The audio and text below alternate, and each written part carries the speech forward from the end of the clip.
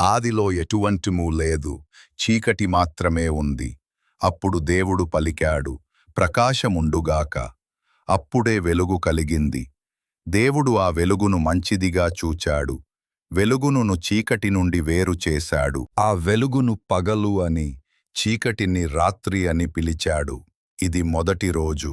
రెండవ రోజు దేవుడు ఆకాశమును సృష్టించాడు. నీటిమీద విస్తరించిన ఆ గగనమును ఆకాశమని పిలిచాడు. మూడవ రోజు దేవుడు నీటిని కూడదీసి భూమి బయటపడేలా చేశాడు. భూమి మీద పచ్చిక, మొక్కలు, చెట్లు పుట్టాయి. దేవుడు వాటిని మంచిగా చూచాడు. నాలుగవ రోజు దేవుడు సూర్యుడు, చంద్రుడు, నక్షత్రాలను సృష్టించాడు.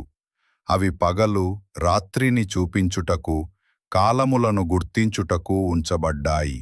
ఐదవ రోజు దేవుడు సముద్రాలలో చేపలను, ఆకాశములో రాళ్లలో చేపలను, ఆకాశములో పక్షులను సృష్టించాడు. ఆరవ రోజు భూమి జంతువులను, మనుష్యులను సృష్టించాడు. దేవుని స్వరూపంలో మగ, ఆడను సృష్టించాడు. ఏడవ రోజు ఆయన విశ్రాంతి తీసుకున్నాడు. దేవుడు చేసిన ప్రతి పని పరిపూర్ణమై అందమైనదై ఉంది.